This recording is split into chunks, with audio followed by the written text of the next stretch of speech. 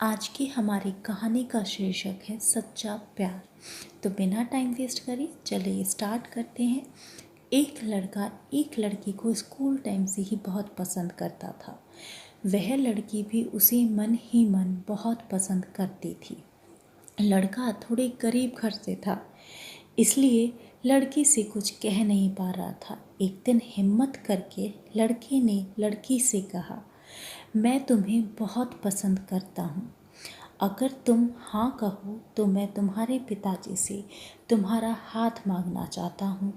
फिर लड़की ने मुस्कुराते हुए लड़के से कहा, पहले पढ़ लिख कर बड़े आदमी बन जाओ, उसके बाद पिताजी से मेरा हाथ मांग लेना। लड़की की यह बात लड़के के मन में घर कर गई।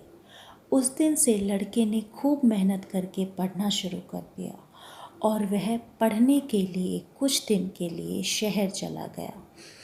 4 साल बाद लड़का शहर से IAS अधिकारी बनकर गांव में लौटता है। गांव में बहुत खुशियां मनाई जाती है क्योंकि एक गरीब घर का लड़का कलेक्टर बन गया था। सब उसके साथ फ़ोटो खिंचाना चाह रहे थे। हर कोई उससे मिलना चाहता था।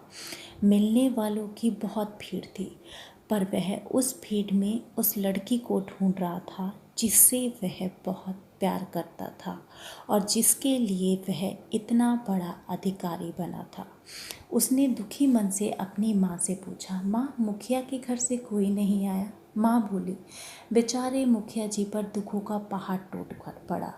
उनकी बेटी की शादी 3 महीने पहले हुई थी। 3 महीने बाद ही वह विधवा हो गई। यह सुनकर लड़के के पैरों तले जमीन खिसक गई और वह गिरते गिरते बचा।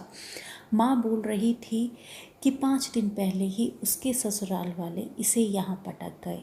कह रहे थे कि यह डायन है, अपने पति को खा गई। माँ बोलती ही रह गई और लड़का सोचते सोचते घर से बाहर निकल गया। यह लड़का वह सोच रहा था कि शादी भी हो गई और विधवा भी। वह यह सोचते सोचते उस लड़की के घर पहुंच गया।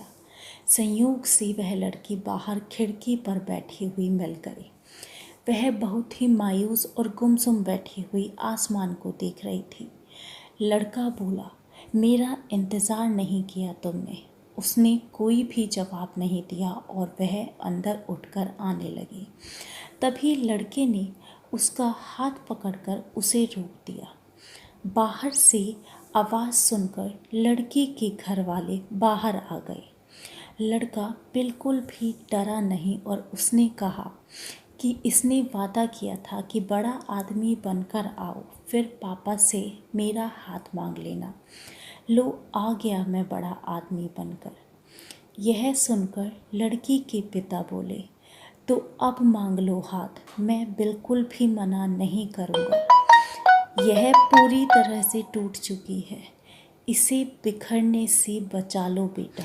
वह लड़का सच्चा प्रेमी था। उसने कहा कि हाँ, मैं अभी और इसी वक्त इससे शादी करूँगा। यह सुनकर लड़की घुटनों के बल बैठकर रोने लगी।